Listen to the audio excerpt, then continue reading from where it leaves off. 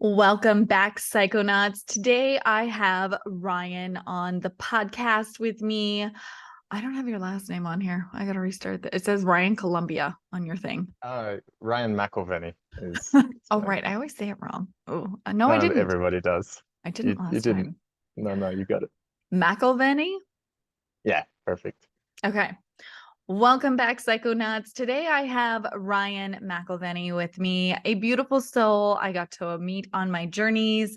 Today's discussion is going to be about taking the psychedelic out of the actual physical psychedelic out of the experience and living in a psychedelic experience. I am so excited to have this conversation. Welcome, Ryan, to the podcast. Thanks, Jess. It's fantastic to be here again, and I look forward to experiencing the new format of your podcast. Yeah. So for those of you who are new to the Magic and the Modern Psychonaut, I also had the Magic and Daily Endurance, and Ryan and I talked about breath work. It's a fantastic episode. I'll put the link in the show notes. But this time we are going to go in a different direction, and we're going to talk about Tantra and all sorts of goodness that bringing magic into your everyday life is 100% possible. So, Ryan, right now you are living in Colombia. I'm passing through Colombia. I'll be Passing heading through. to Tulum in October for another season there, and then I imagine that I'll start traveling for the next year and Amazing. just enjoy that. Amazing. So your life has taken a little bit of a shift from the last time that we talked, correct? Yeah, in a sense. I mean, my personal life was always heading in this direction, uh, and my offerings have taken quite a shift as they've come more and more into alignment with my actual, you know, what I'm actually about. When we spoke last time, my aim was to take some technologies that I've learned while I was living in a tantric ashram for 4 years and to kind of bring them to people in using a different language, speaking in a scientific language. I have a background in research and in nursing, so that was easy for me to do. And yet it wasn't really me. And so since then, I've had a number of crystallizations, and now I'm in a sense, rebooting my business in a way that's much more aligned with who I am and the way that I live my life. Mm-hmm. So what brought you, first of all, to the ashram? And then tell me what it was, how long you were there. I would love, tell me your story, Ryan. Sure. So I was living, in a sense, I got started with psychedelics in my early 20s.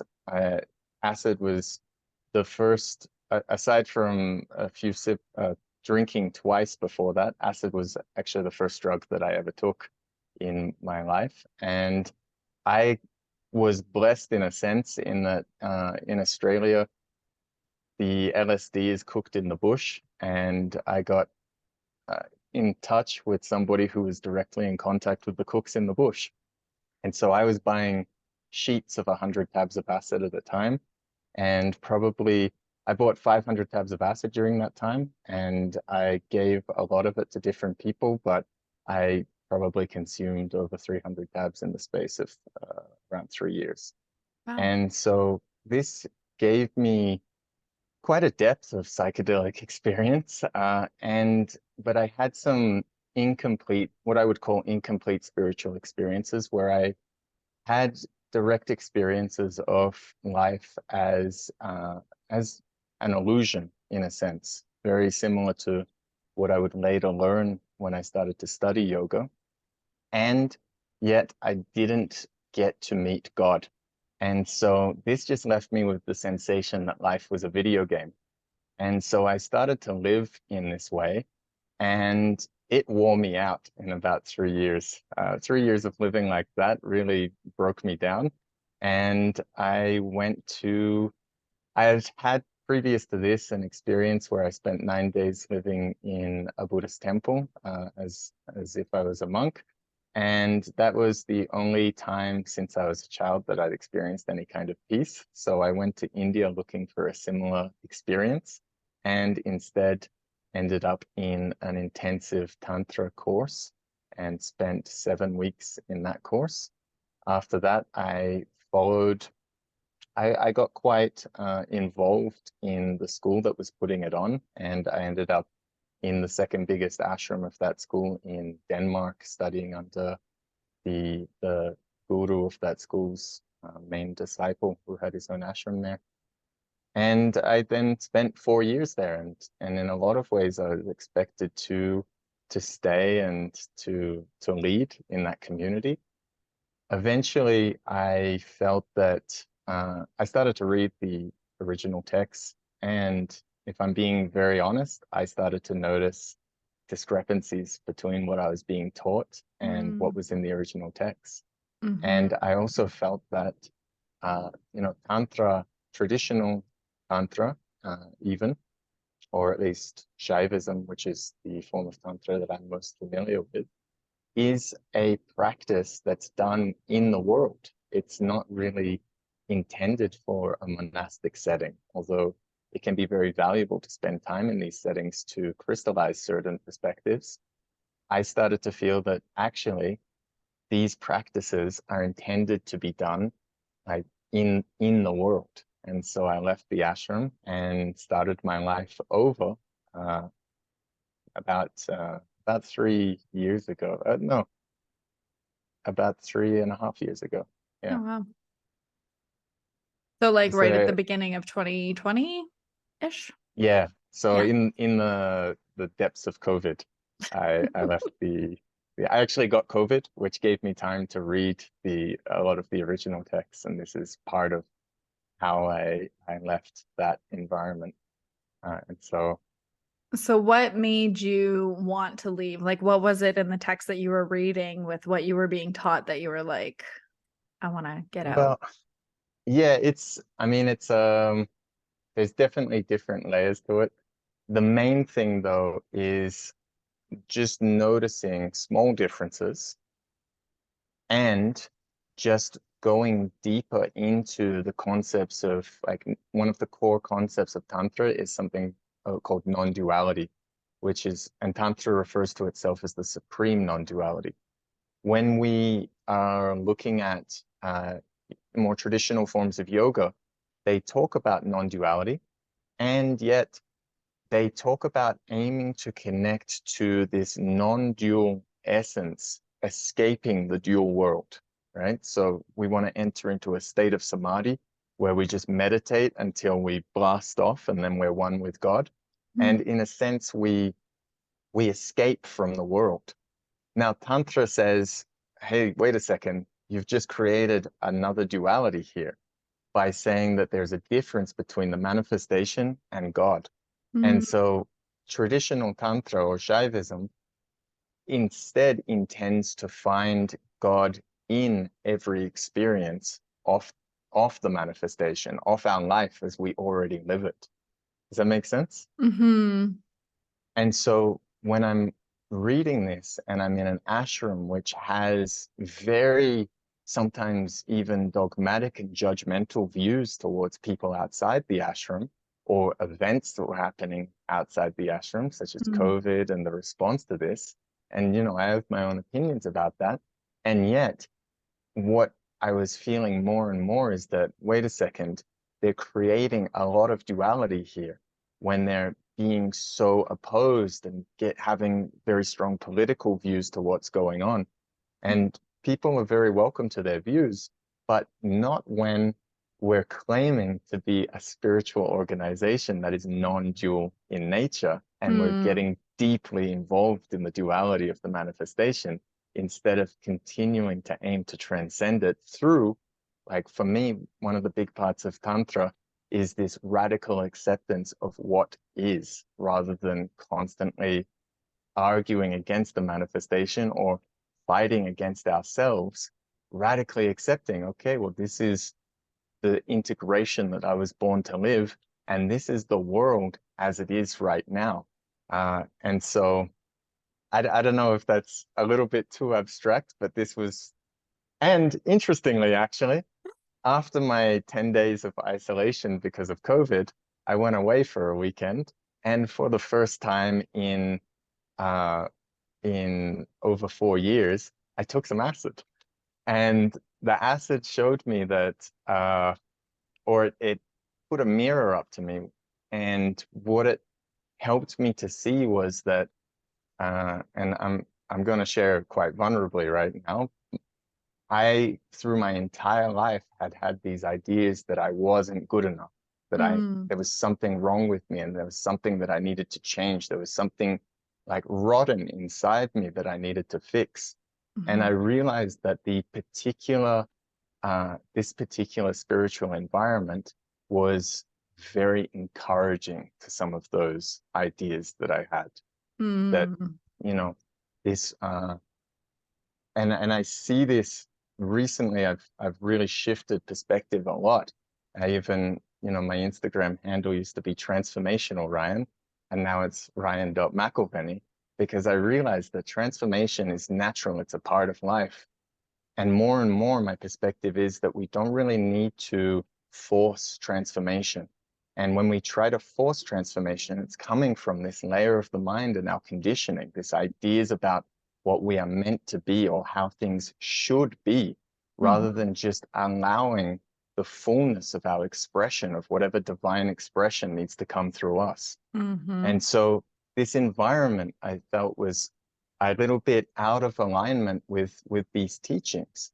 And I didn't really fully understand it at that time. This understanding came later. It was just this intuition that, hey, I don't feel like I'm enough in mm, this environment. I'm never going to feel like I'm enough. And this was part of what triggered me to leave. So mm. it's interesting. Psychedelics was actually a part of that decision. I think that's fantastic. And like, especially for people out there who are like worried about it, like, oh, you did drugs and then you did this. And it's like your intention going into it, though, like, what was your thought process? Why did you even take it in the first place?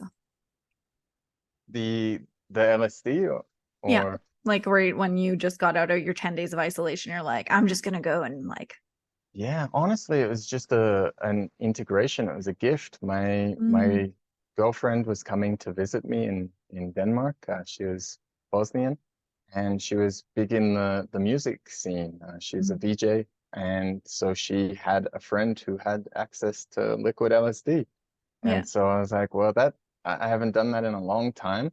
I'm starting to feel like I was a very uh I was a very dogmatic follower of the doctrine of this ashram. Like for Mm, 4 years, I was, you know, trying to be the super yogi. And then I was starting to feel all of this, like all of these questions, all of this confusion, and then the opportunity came to revisit something which had offered me a lot of insight in the past that I mm-hmm, hadn't touched the entire time I was there. And mm-hmm, so I just took the opportunity. I wasn't necessarily expecting it to, well, I guess I was. The truth is that I feel that LSD is probably one of the uh least kind of the psychedelics. She mm-hmm. she has the sharpest teeth in a sense, and I appreciate that about her. Her feedback is very sharp and direct. Good. And uh, but consciously, I wasn't expecting it to be such a revolutionary insight for me. Yeah. Consciously, I was just like, oh, we're going to a cabin in the woods. Why wouldn't we take some liquid LSD if we can get our hands on it? And yeah, but it was a particular integration. It was a gift. That's amazing. And that's what I love about these medicines is like you can go through a meditation or a solitude and then you go into this other modality of like this is an answer for you is what I'm learning and enjoying about all of these things. Um yeah. So I would love to talk more about the Tantra stuff and even boundaries around like this beautiful thing that is Tantra and like explaining it to people. Like what is Tantra, Ryan? Yeah, so Tantra is a word which has kind of lost its meaning in the modern day, and it has so many different meanings and also uh, so much what I would suggest is anti-tantric than conflict between different groups of so-called tantrics.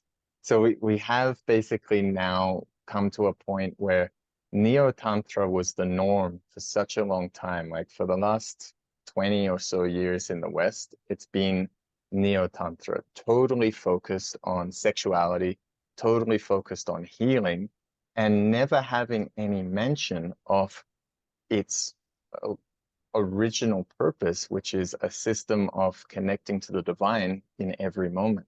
Mm, And then, as a rejection to that, we've got this thread of classical Tantra that has come up, which is a much more scholarly based Tantra, very focused in the text, very focused in lineage. And I would argue that they equally forget the essence of Tantra because Tantra was originally a anti-dogmatic uh, practice. It was something that was actually rejecting the dogmatism of the more ascetic or renunciate paths of yoga and the Vedic path, mm-hmm, and kind of being a counter to that. And so when we get into these very dogmatic approaches to Tantra, I feel we lose just as much of the essence as we do when we stop talking about the divine.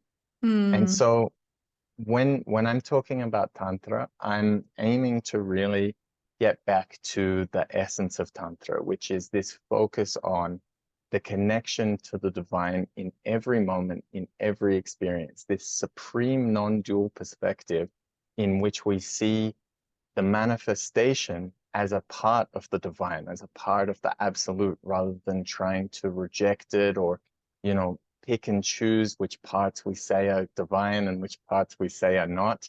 And this is in some senses, it's a very, very challenging path, but also a very, very fruitful one.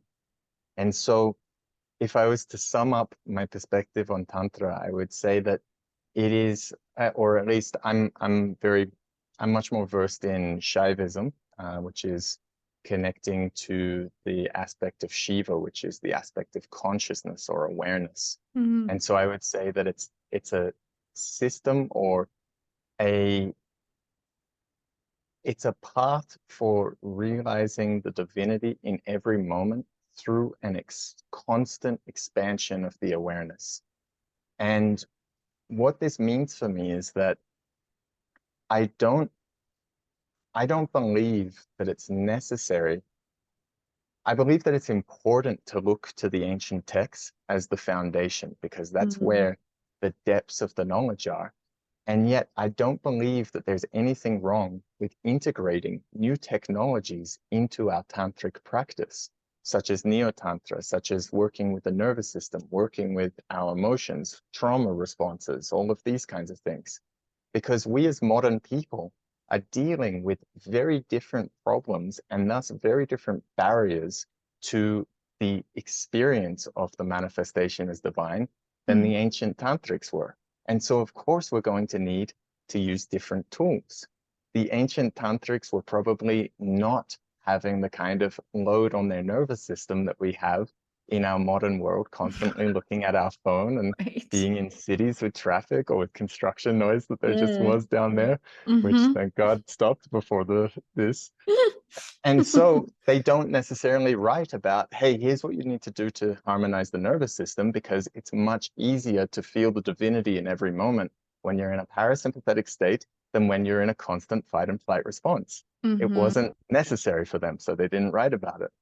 They also maybe didn't have the same, traumas around things like sexuality, around things like, all the things that we have traumas about today, money, about, how we grew up. And Mm-hmm. so they're not writing about those things. And still, when we're stuck in those trauma responses, when we're stuck in those nervous system responses, it's really difficult to follow a like tantric path where we're aiming to see divinity in every moment. If Mm-hmm. we're freaking out in every moment, we can't see divinity in every moment. And Mm-hmm. so for me, it's important to integrate these new tools into Tantra while still keeping the essence of it. Does that make Mm-hmm. sense? Mm-hmm. I would love to know more about like Tantra and then the connection with the nervous system and dive a little deeper into that information for the listeners. Yeah, sure. So explicitly, it's not necessarily mentioned in the text, this importance of working with the nervous system or these kinds of things. And yet the tantric path is described as it's sometimes described as walking the razor's edge, because for the renunciate, it's much it's kind of an easier, and yet it's seen as a slower path by the tantrics to renounce the world. Mm. We get away from the distractions. We get away from the things that can pull us out of connecting to divinity. We go and hide in a cave and we just sit by ourselves and just aim to connect to the divine. Tantra, we are in the world. We're dealing with money, we're dealing with sex, we're dealing with civilization. And so all of these things are constantly pulling on our attention.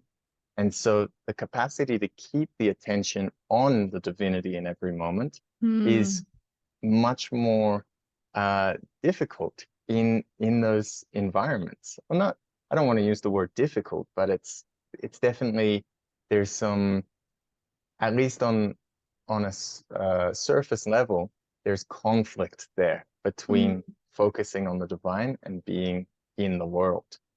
And so we then, like, the way to do that is to to open up the awareness, expand the awareness, open the aperture more and more, to let more and more of that divine light that exists in every experience Mm. into our being.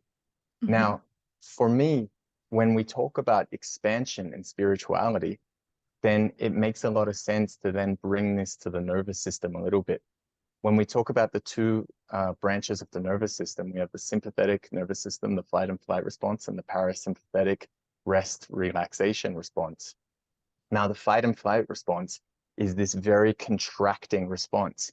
It leads to contraction of the blood vessels. It leads to contraction of, even the pupils get real small when we're in that response. And Mm. so what we can see there is that it's a contractive system that allows us to focus in on a particular threat for a period of time, which makes sense then that the parasympathetic rest and digest and restore response is an expansive one, where Mm. we're able to expand the awareness more because we're not having to focus in on a particular threat. And so this is a very easy link for me when we start to look at Tantra, which talks so much about expansion, Mm. expansion of the being, expansion of the awareness. These are all parasympathetic states from my perspective. Mm. And so to genuinely uh, walk that essential path of Tantra, to me, that means relaxing more and more, opening more and more. And just to go on a little tangent, this is one of the reasons why I find it very interesting that so many modern tantric practices lead to certain states of contraction, certain Mm. states of heightened stress. Mhm. And I won't, I'm still getting comfortable with calling out the branches of modern spirituality or modern tantra that I see as being quite opposite to this goal. And they Mm. have their purpose. And yet, for me, anything that's contracting the awareness is taking us away from that expansion that allows us to connect to the divine in every moment. Mhm. Does that answer to your question, or did you have something more Mhm. specific? Well, I know that you know a lot with your nursing background about the nervous system. So I just wanted to give people more information because the more you know about it, the better. And it's something that people are finally starting to talk about, which I love. pretty much. because Yeah. it's literally how we show up is what your nervous system is doing is how you show up in your life. So the more Yes. we learn to regulate it and calm it and like do the tools and use them and integrate them and embody them, we can show up in that parasympathetic, right? Yeah. Versus like fight or flight, everything is so tense right now, like what the fuck is going on? Exactly. So a lot of a lot of even the traditional texts of Tantra talk about the so in the Shiva Sutras, talking about the primary the primary quality of consciousness is spontaneity. Mm, And spontaneity is a concept which we sometimes, I feel, misinterpret in the modern West as doing whatever. But spontaneity really means, from a tantric perspective, taking action which is outside of our programs. So a conscious action which goes, which escapes from the programs that we've had, either from birth, you can call them karmas or samskaras in the Eastern tradition, but I prefer to call them programs so that it's more accessible. mhm, And when we are in a sympathetic response, we're just firing programs in reaction to whatever's going on.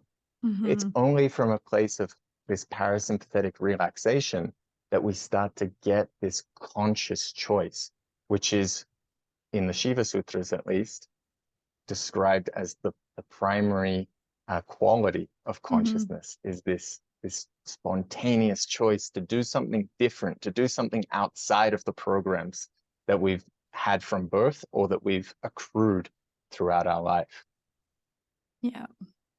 Yeah. All of those things that keep us stuck in the loops and the Exactly. patterns. Yeah. Exactly. Yeah, That's yeah, awesome. exactly. So if somebody's listening, they're like, Tantra's just sex. Like, let's dive more into like the fact that it's not and explain that. Cause I honestly don't even personally know myself. Yeah, So as a beginner to like, I know a little bit, like I know about the ropes and that's like basically where my knowledge is at. Right. So yeah. explain more about what it is and what it brings to people's lives. Well, so just to say that for me, in the what I'll call the neoclassical movement of Tantra, where it's this return to the text and lineage and all of this, but equally a rejection of Neo-Tantra. And so they tend to reject the presence of sexuality in Tantra. Now, Mm, in the Vijnana Bhairava Tantra, there's 116, I believe, 118 different verses in the Vijnana Bhairava Tantra. And mm, it's like three of them are regarding sexuality explicitly, mm. explicitly. Out of And so, 116. yeah. And so, well, and so that's like less than, it's like 2% or something like this. But these are the ones that are explicit in that. And Hmm. they are explicitly referring to intimacy and sexual contact. And Hmm. so for me, you can't discount that entirely. There's also an entire text called Yoni Tantra, which is about the adoration of the female anatomy.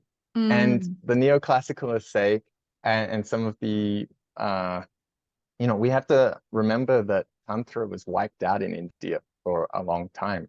Oh, And wow. so then modern Tantra teachers who are coming from uh, being very influenced by Indian sources, I feel a hesitation to completely take on everything they say as gospel, even if they're from the approximate region where it originated. Hmm. There's an entire text called Yoni Tantra. The neoclassicalists will say it's a metaphor. I argue that it's not a metaphor. I argue that it is specifically a practice of adoration of the female anatomy, which can lead to Hmm. liberation, and that the tantrics believe this. I feel like it's way too particular for the entire book to be a metaphor.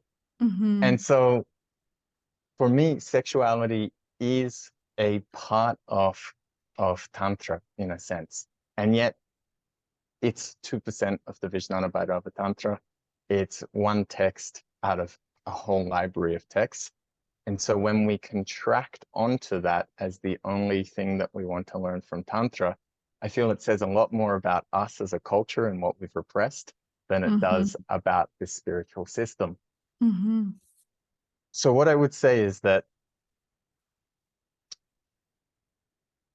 Tantra is really more regarding bringing, at least Shaiva Tantra, really more regarding bringing awareness, awakening the consciousness Mm-hmm. through every activity that we engage in. And the more intense the activity is, the more opportunity, the more energy there is, which gives more opportunity for expansion of the awareness. And Mm-hmm. now I've had some of my deepest experiences of meditation, going 90 miles an hour on a motorcycle through LA traffic. And that was like Whoa. incredible consciousness expansion because it was a lot of energy, right? Yeah. And also, arguably, very dangerous, right? Mm. And a lot of the activities that we might have intense consciousness expansion activities in can be quite dangerous. And Mm-hmm. so they're not as uh, accessible for replication. Mm-hmm. Now, where sexuality is interesting is that it is an intense experience, which if you're engaging in safe practices and with another consenting adult and you're talking about everything that's around it, it Mm-hmm. doesn't present the same dangers as belting through traffic on a motorcycle. And so it's arguably one of the ways that we can most the intimate or sexual experience is one of the ways that we can most accessibly have these intense experiences, which Mm-hmm. can lead to really grand expansions of the consciousness. Now, where Neo Tantra misses it is that from from reading tantric texts and from reading the commentaries by tantric luminaries like Lakshman Ju of the Kashmir Shaivism tradition, he speaks extensively about the importance of training one-pointed meditation, of Mm-hmm. training these faculties solo by ourselves so that we can actually go into these experiences fully conscious with the lights fully on and Mm-hmm. not get sucked into the energies because this is the risk, right? This is why Mm-hmm. Tantra is seen as such a risky path and why sex was seen as such a risk for the spiritual practitioner. It's such a Mm-hmm. big energy that will steal our attention away from expanding into divinity and contract it down to the pleasure that we're experiencing. Ooh. So it's needed to have, from my perspective, the balance. Having intense experiences in life, such as, whatever we like to do, but eroticism is a very intense experience that's safely replicated. Mm-hmm. But balancing it with having a solo practice, with taking the time to ground into meditative practices, into yoga, into breath practices, so that we can cultivate that level of awareness, so that we can engage in not only in sexuality with the awareness fully bright, but in things like washing the dishes, in Mm. folding the laundry. There's this in the Zen tradition, I believe it's like, you know, enlightenment is before enlightenment, you chop wood and carry water, and after Right. enlightenment, chop wood and carry water. Yeah. So when we contract onto just one topic, we're losing the point. It's Mm-hmm. that all of life can be just as blissful of an experience as lovemaking, as sex. Mm-hmm. Now, the intensity of that experience is definitely different, and so gives a different level of accessibility to those high states, but also much more risk of losing that that expansion of awareness. Does that answer Mm-hmm. to your question? Mm-hmm. Yeah. No, I love that. And like totally more like it's not just about like ropes and sex. It's like every single moment that you're doing. And I love that you said doing the dishes and folding laundry because those are actually two of my favorite tasks. So Right? Doing the dishes is was one of the things that I hated most in life. I don't know why exactly. Yeah. And then when I was in the ashram, it was my karma yoga a lot. So Mm, my selfless service. And I love doing the dishes now because when it's an activity that I enjoy, it's sometimes more difficult for me to tell the difference between, am I just enjoying this, or have I got into such a state of expansion that I'm mm, now touching states of bliss. mm, Doing the dishes, I didn't like. And so that difference was so feelable when I would get into that state of heightened awareness. This when I open the aperture of consciousness up and I start to experience every detail of washing the dishes and how fascinating of an activity it really is when the consciousness is open and bright. And mhm, then that touching bliss that I would experience in those activities was much more palpable, if that makes sense. mhm. So I'd love to jump into something from this, if that's okay, Yeah, which is absolutely. like the idea of life as a psychedelic experience. Yes. And when people might be familiar with Ram Dass, who was a psychonaut, who then went to India and met his guru and started to practice meditation. And he had reported that the states that he achieved through meditation were far deeper than the states that he had achieved through the psychedelic experience. Mm, He was a practitioner of a more renunciate form of meditation. And I would say that Tantra allows this to go even a step further, in that we aim to enter into that meditative state, into that union state in every single experience in life. mm, And so for me, I had a few experiences which really uh, informed the direction that I'm in at the moment, which is that since leaving the ashram, I was really enjoying mushrooms a lot. I hadn't done them before going to the ashram. And mhm, then after leaving, I was living in Costa Rica and I had the blessing of meeting a guy who cultivated his own very, very high quality mushrooms. And so I was getting them quite a bit and using them to uh, help me or to make even more accessible these states of union with the divine through the psychedelic experience, through meditating while I was on mushrooms. mm, And the every time I did this, um, the message came very clear that I would dissolve into this state of unity. And the message was very clear that, okay, you're experiencing this, but now experience it in every moment. And mm, this really kind of set me on the path that I've been on now of figuring out how is that possible to experience this in every moment. mm, And so what I what I've explored since then is that what these psychedelics often do for us, outside of whatever chemical changes we want to talk about from a scientific level, what they seem to do is they open up that aperture of awareness for a time, sometimes mhm, to an exhausting extent, sometimes to mhm, a confronting extent. mhm. Sometimes it's like a slap in the face with awareness. Yep.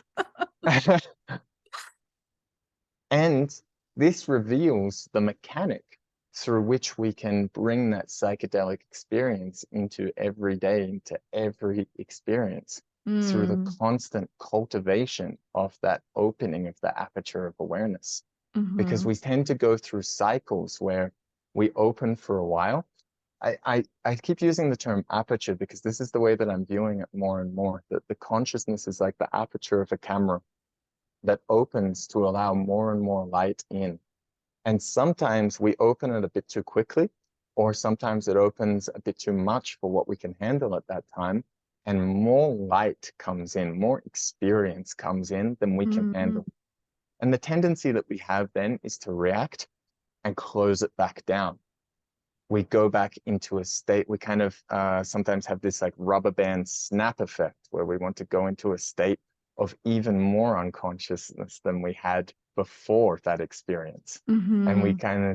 we tend to see this in not just, and this is not just about like talking about plant medicine or psychedelics, but any of these very intense spiritual experiences, whether it's a spiritual retreat or a workshop, or we'll Mm-hmm. have this opening of the consciousness, followed often by a recontraction in a kind of reaction.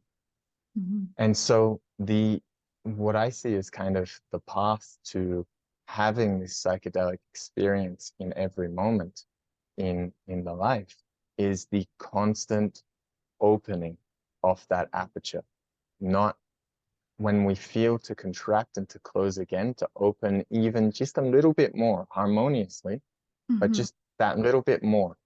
How much, how much of our experience in every moment can we accept? We have these kind of preferences which are given to us by the divine, by God. And so I'm not speaking against preferences. It's important to acknowledge and own our preferences in my perspective now. And yet, it's our preferences that tend to cause us to contract. Mm-hmm. I'm in an apartment and there's construction noise down there. And so my response to that construction noise is, I don't want to hear construction right now. So I'm going to shut off that part of my consciousness that can hear the construction. Mm-hmm. How much can we just, oh, there's construction noise, which I want to reject. Can I listen to it? Can I embrace that experience as well?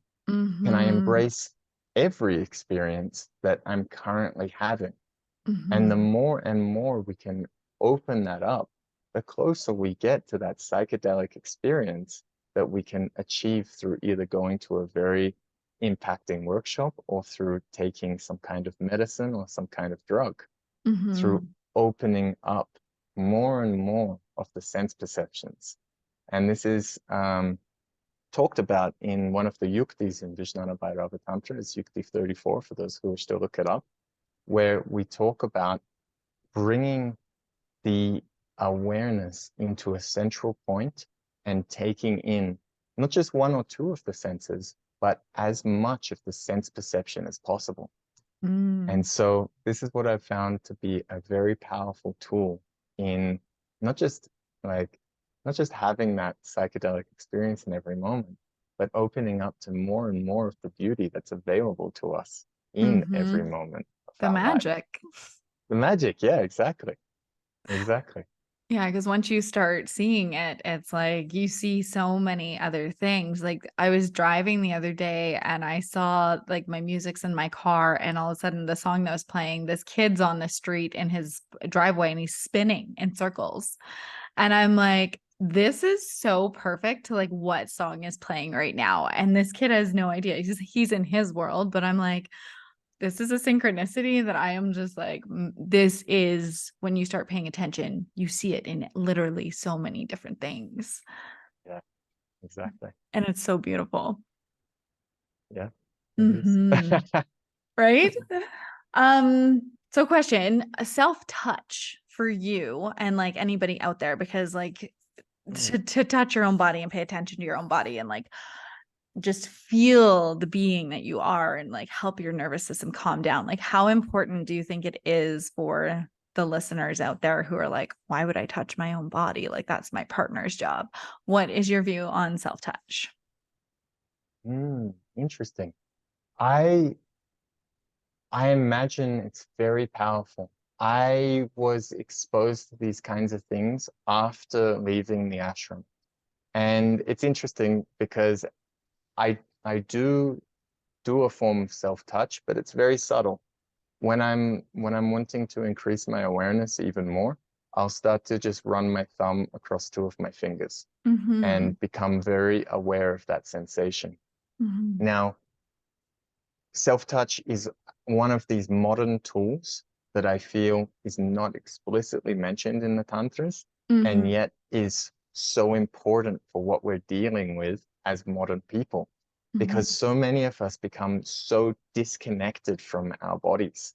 Mhm. We, through whatever workaholism or through trauma or whatever else, I definitely experienced that I needed to awaken my body again because I had when I was very young made a decision that I was too sensitive and actually begun a campaign to desensitize myself and was very successful in this when I was about 12. What did you do? Oof. So when I was 12, there was websites on the internet where you could see awful things like people being stabbed in the throat and these Oh, kinds of wow. things. And so I sat and I like clockwork oranged myself almost into a state of desensitization by just Mhm. staying up all night and watching these videos until I didn't Wow. feel anything when I watched them. Wow. So that's me when I was 12. And so it was something that I had to reawaken. I reawakened this through very intense spiritual practice and through tantric lovemaking, it's true. And through retention of the seed, which is a very powerful practice for men who Oh, have become we're gonna talk disconnected. about that if you're I'm sure open. I would Yes. love to talk about that. And so for me, I was completely desensitized to the point that I would do things like jump over a fence and cut my hands open and not feel it until Wow. I would see the blood running down. And I didn't have necessarily a high pain tolerance. I had no capacity to notice sensation, Mhm. both pleasure and pain. And so for me, I reawakened that through very, very strong tantric practices.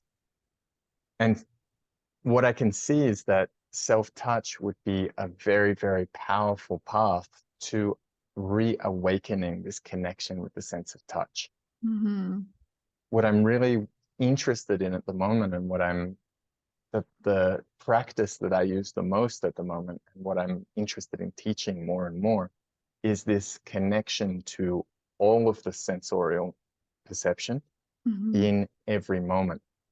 And actually, the skin is one of the most fascinating ones to connect to because Mm. after it started to be awakened, you can expand your awareness into parts of the body that you believe are not receiving any sensation, such Mm. as like feeling the shirt against our skin and realizing that we can actually feel that. We just are so used to it at this point that we're desensitized to it. And so we don't anymore open up that part of the awareness to receive it. Or Mhm. even doing things like tuning into, like, feel into your shin right now and notice how, even though nothing's going on with our shin, there's still this like subtle vibration there if the skin Mm. is an awake organ. If Mhm. it's not an awake organ, it is very, very powerful to start to awaken. And It's our so I can biggest imagine organ. it's our biggest organ. It's not only our biggest organ, but in terms of what we're talking about here, it's our biggest sense organ with like Mm. crazy amounts of nerve fibers and crazy amount of the brain responsible for interpreting those signals. And Mhm. so the more in touch with that organ that we are, the more we'll be able to open that aperture of consciousness and experience the fullness of the divine reality. Does that make Mhm. sense? Mhm. So I'm not personally trained in it, Mhm. and it's not explicitly a part of Tantra.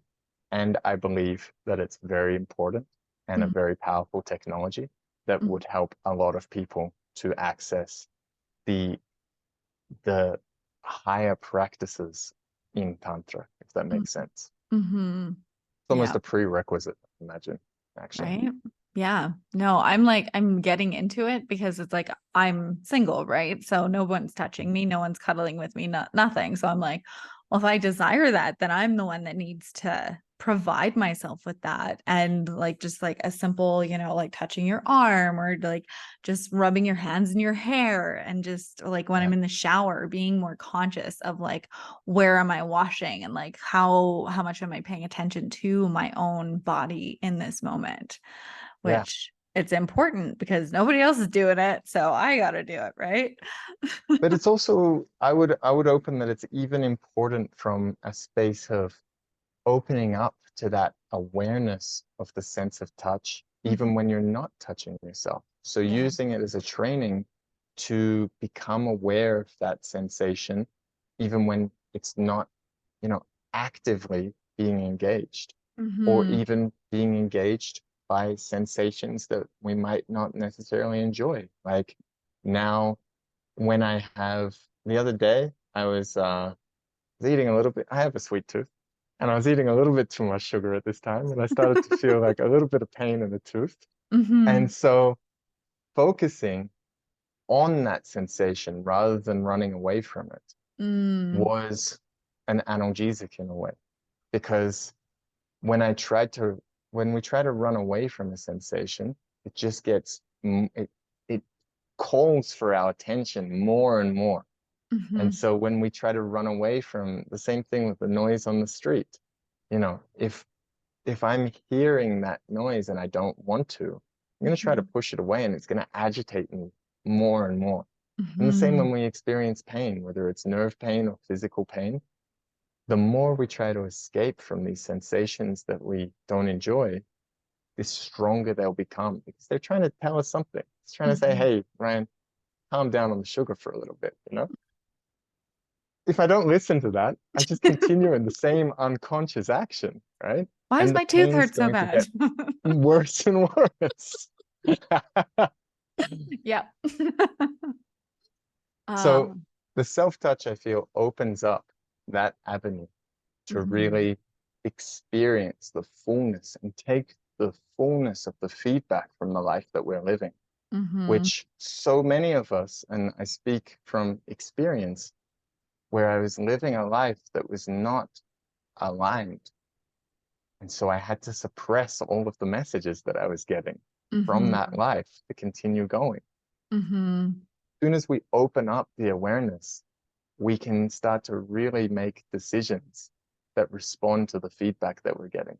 Mhm. So the self-touch seems like a fantastic, uh, path to opening up to that, not only from the perspective of experiencing things, but opening up more and more to the sense perceptions.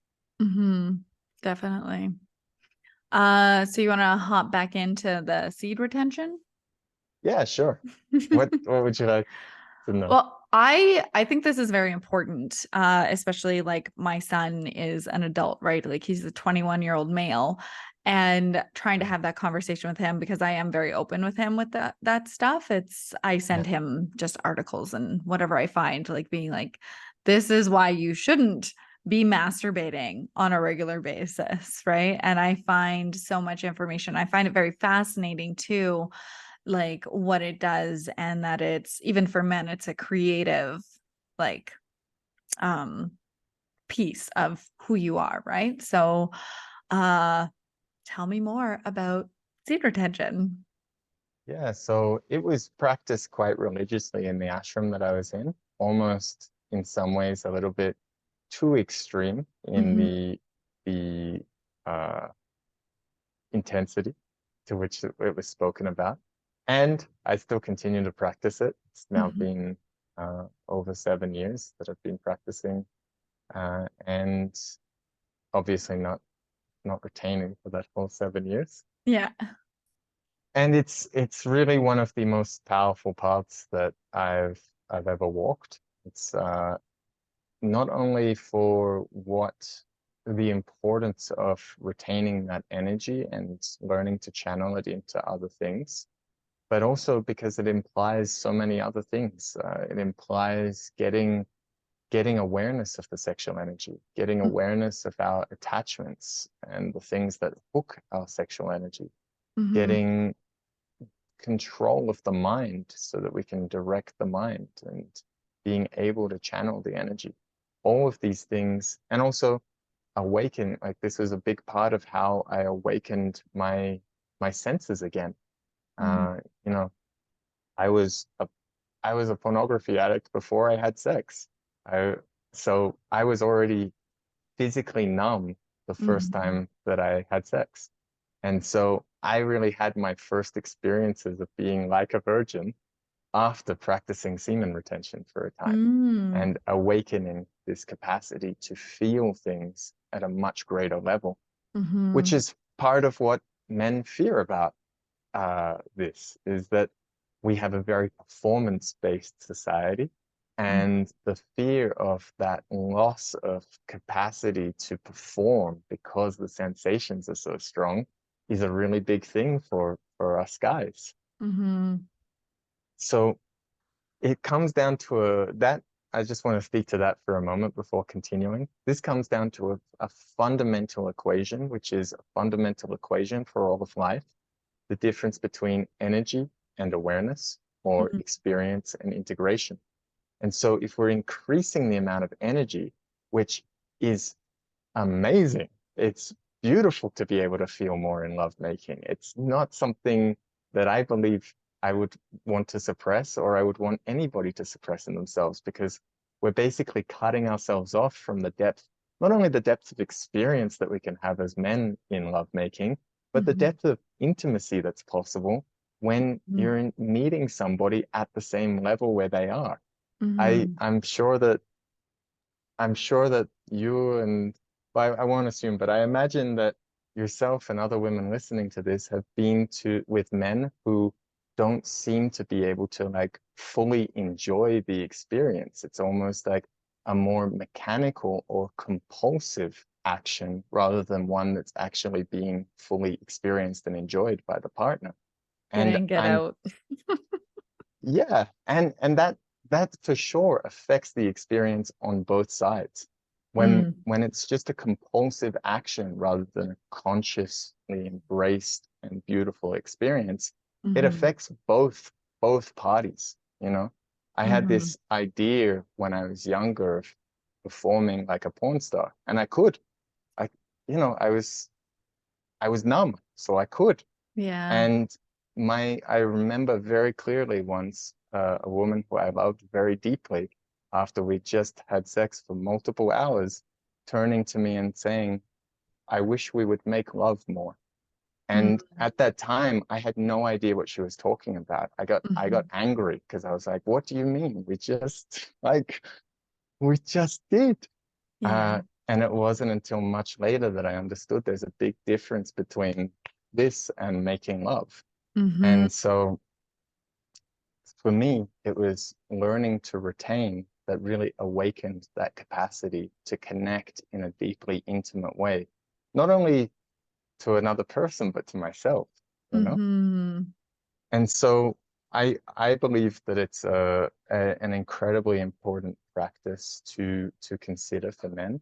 It's also one that's not necessarily, I don't necessarily encourage people to enter into it lightly, because when we don't have this capacity to know our attachments, to control the orientation of our attention, and to move the energy, it can create problems when we hold the energy, because it all Mm-hmm. gets stuck in one place. It all gets stuck in the place of our attachments. It starts to empower some strange, not strange, but some less harmonious behaviors, Mm-hmm. some aggression. Like when I first started practicing semen retention, I got very aggressive actually, because it was more energy than I was used to handling.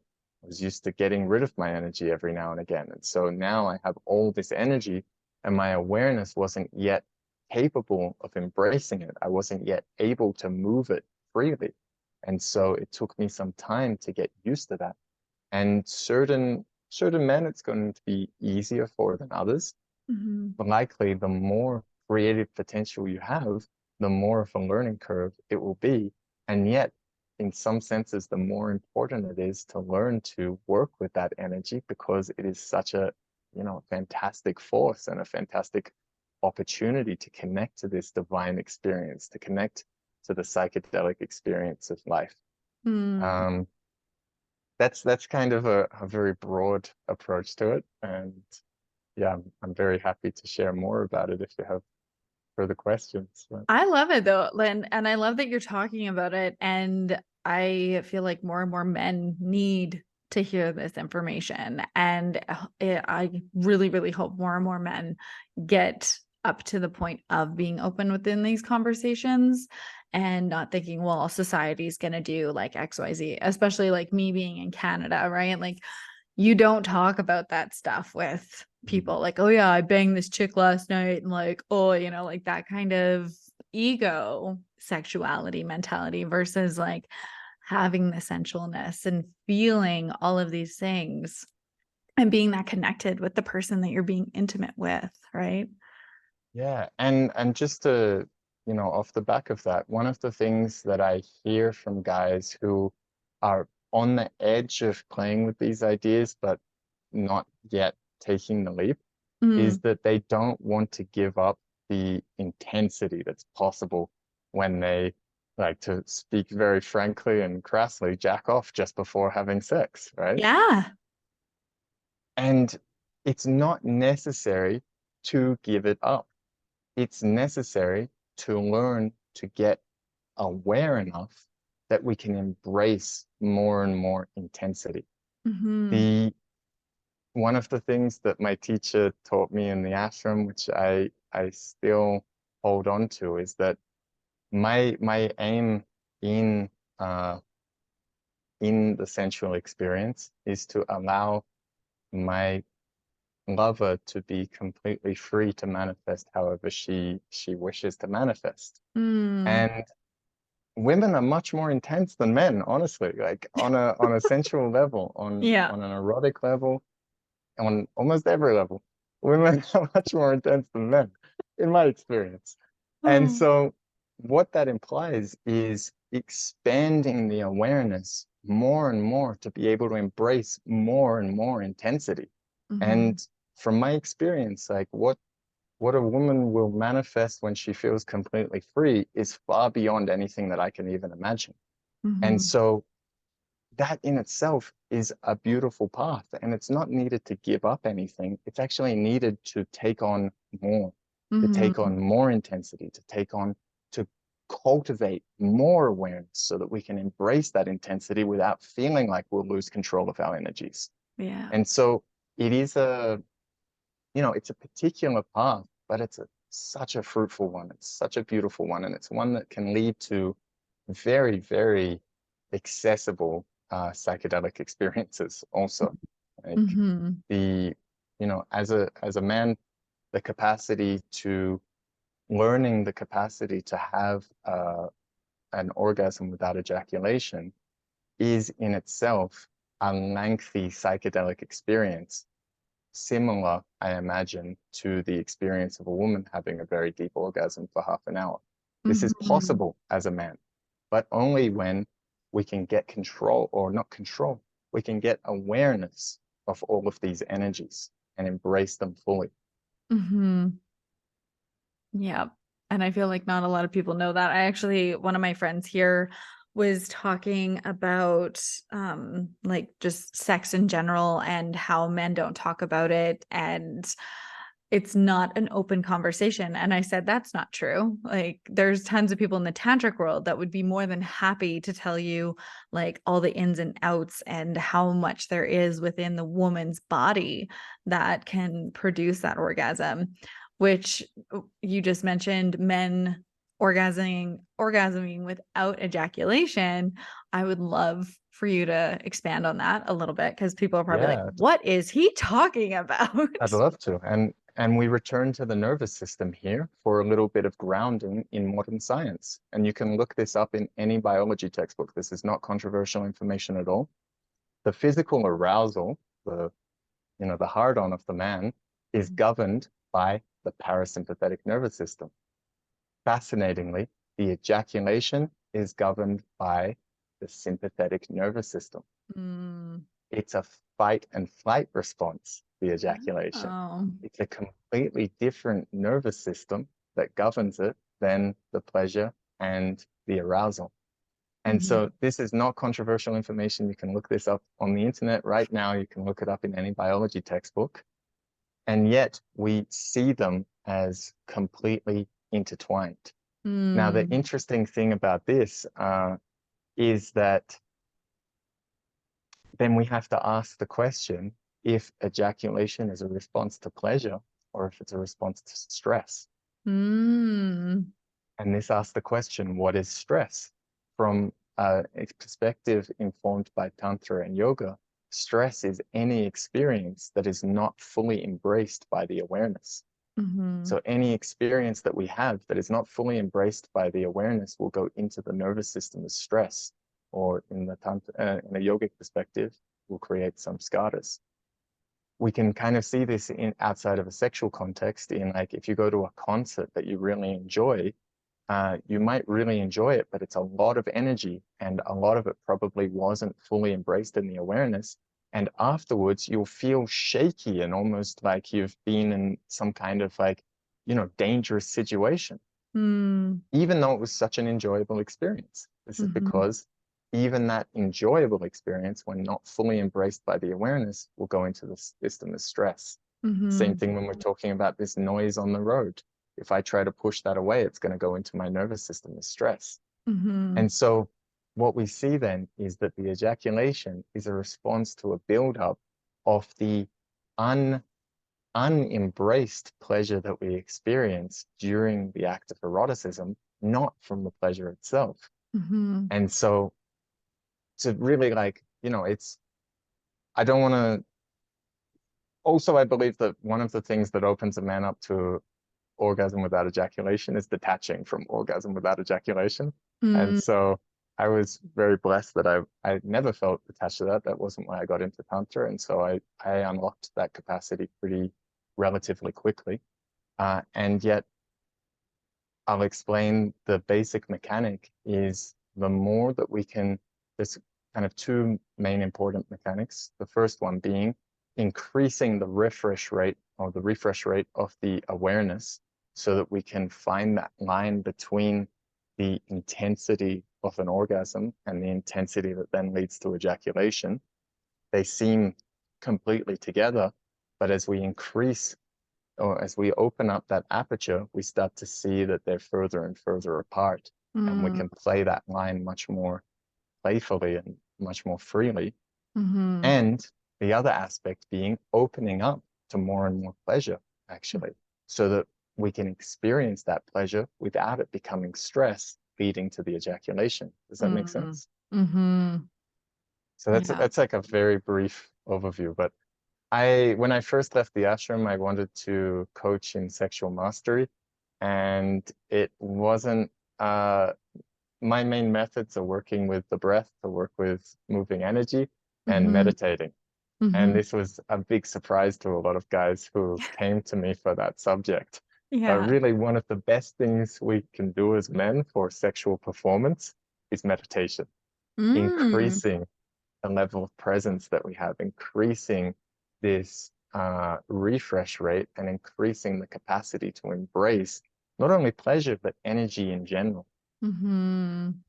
Yeah, I love that, especially with the meditation piece. Do you think it's possible for people to meditate too much?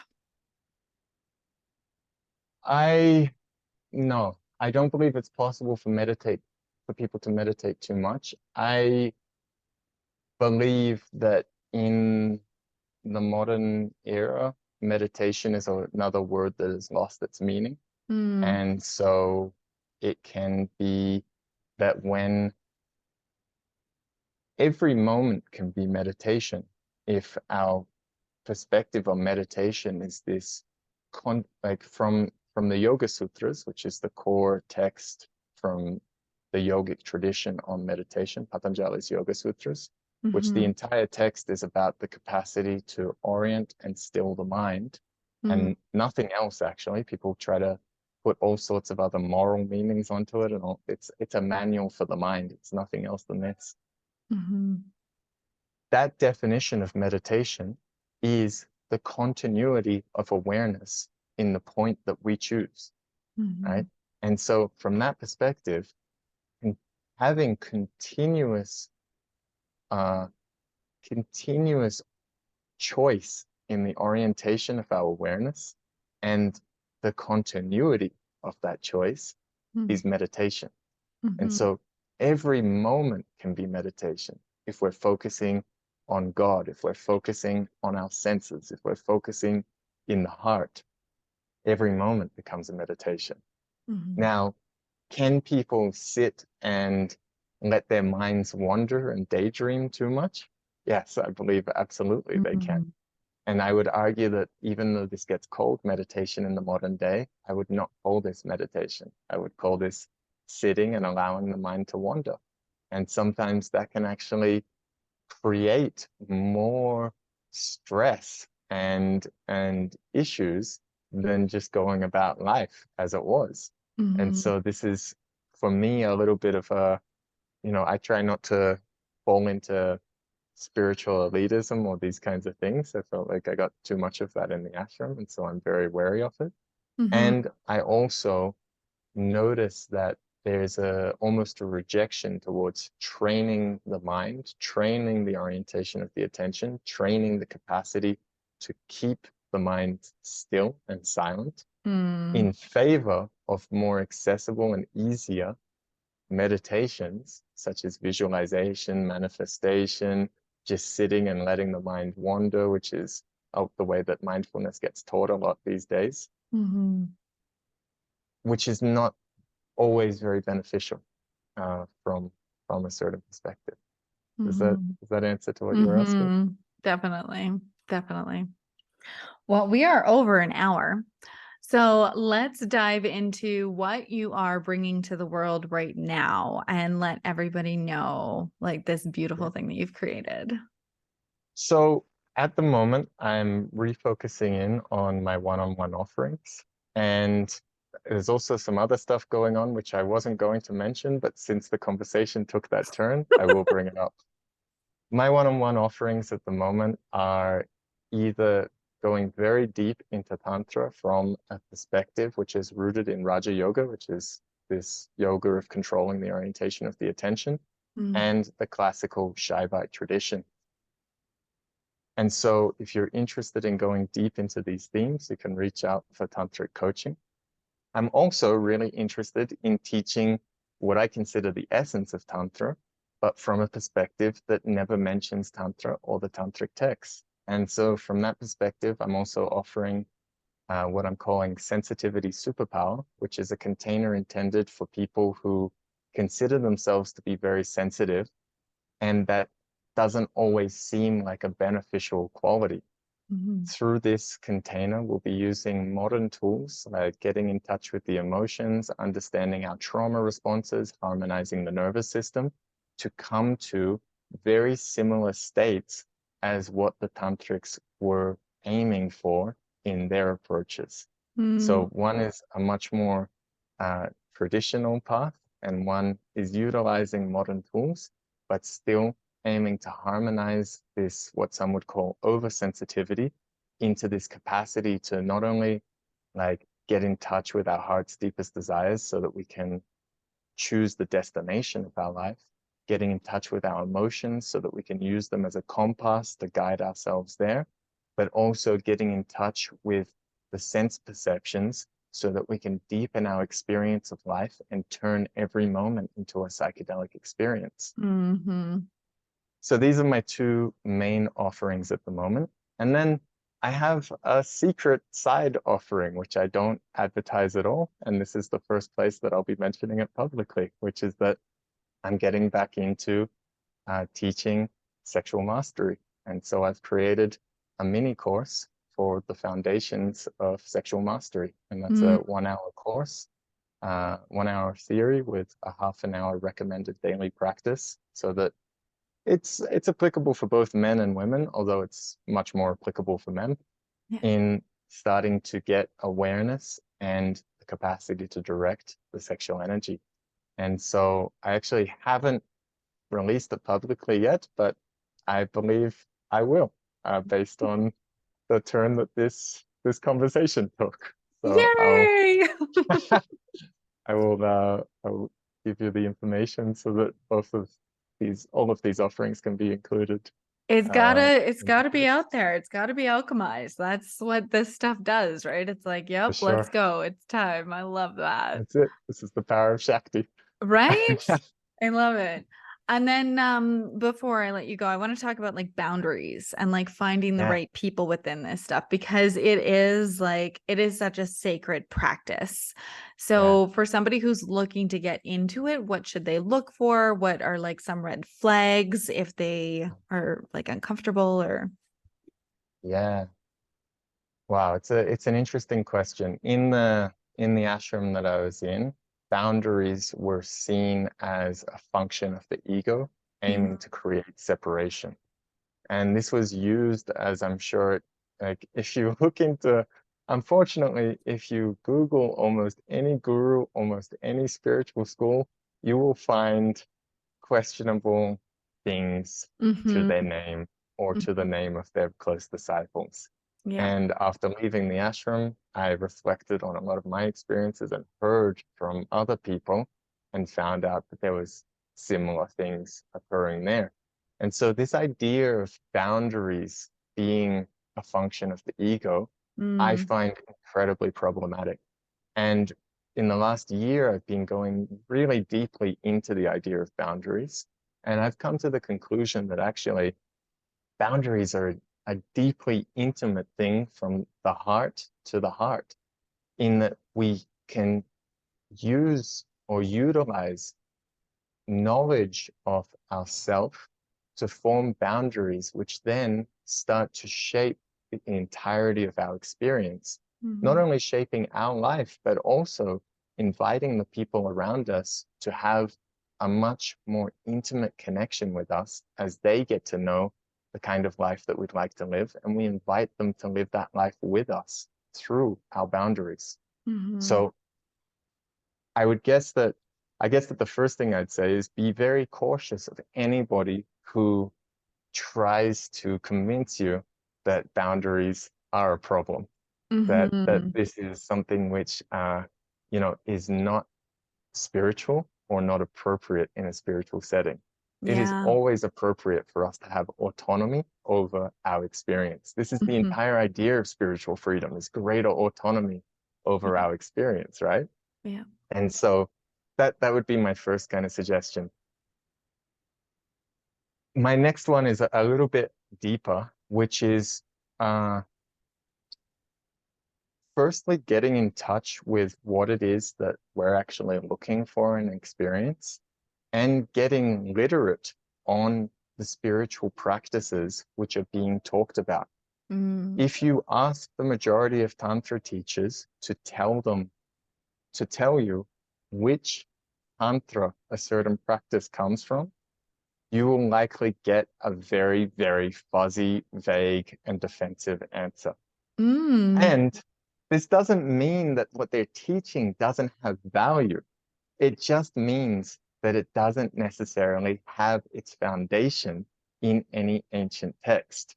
So if Mhm. that's what you're looking for, it's important to already have a little bit of an idea around what it is you're looking for, not just to go into something with no intention. So I would say intentionality is a really big thing. If you want to Mhm. study traditional Tantra, go ahead and study with the neoclassicalists, also going in with an understanding that they have their own blind spots, that Mm. they're becoming a little bit dogmatic from my perspective and kind of cutting off from important technologies that are very healing and useful for us in pursuing the purpose of Tantra, if not directly from the Tantric texts. If you're looking to open up to deeper sexual experience and deeper intimacy and all of these things, then we need to also ask the question, does it matter if it's in a tantric text or not? Yeah. It matters if it's a functional technology for what we're aiming to achieve. Mhm. The risk is when people start justifying what they're doing by saying that it's a specific system, Mm. it's a red flag for me. It's like, Mhm. well, how about we talk about it in terms of if it's actually useful for me, if it's actually safe, if you are actually trustworthy in offering that technology, because so many healers are just as traumatized, if not more traumatized, than the people that they're treating. And not working And on their shit. exactly, and taking this position of authority, which gives them the opportunity to not look at themselves, Yep. to say, well, okay, what I did, it's okay because of this spiritual principle or this Right. spiritual idea or this teaching. And it's like, no, own yourself, own Yeah. your behaviors, own Yeah. how you're showing up. Don't bypass it onto any kind of system or spiritual teaching. Mm-hmm. So that's I would say that my perspective on this, like it's not specific to spirituality. I would say that we can take the same practical considerations that we take in any other person that we deal with and apply it to a spiritual setting. Is the Mm-hmm. person taking ownership of their own stuff? Mm-hmm. Is the person being really honest and showing up in a way that you feel is really honest? Mm-hmm. And is what they're offering really congruent with what you're hoping to achieve? Mm-hmm. So to kind of shorten it into 3 points, I would say like the first one is having a bit of literacy on different techniques and different systems. What did I say? Also having an awareness of what we're aiming to achieve and intentionality. And there was another one, but this is a little bit of a charged subject for me, so I got a little bit emotional talking No, about it's all good. it. Oh, that's good. And it's important to find the people who are doing the work too. Like that's why I'm starting this podcast, right? It's like find the people who have been there, who have like owned their shit and Yeah. that are willing to be open and honest with you about what they've done and experienced and worked through in all of the things and what tools they've worked with. And what they're still working with, what they're still Exactly. working through, you know? Exactly. Yeah. Yeah, amazing. Amazing. Okay, last thing before I let you go. We're gonna go Tantra. Describe in one word your very first Tantra experience. Mhm. Mhm. It was confronting. I love that. I feel like we could definitely have a whole other conversation about this. So I would love to have you back on for sure to share the knowledge that you have because you do have a wide variety of knowledge. And every time we talk, I learn so much more. So thank you so much. How do people find you? You can find me on my website, ryanmcilveny.com. You can find me on Instagram, now ryan.mcilveny.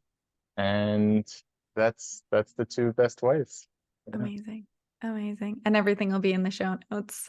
Thank you, Ryan, so much for your time, your energy, and all of your knowledge that you share. And I love talking to you. So thank you so much. Thank you, Jess. It was a pleasure to be on this new version of your podcast, and I'd love to come back anytime. And thank you so much for the fantastic questions. And Hmm. yeah, it was a pleasure for me also.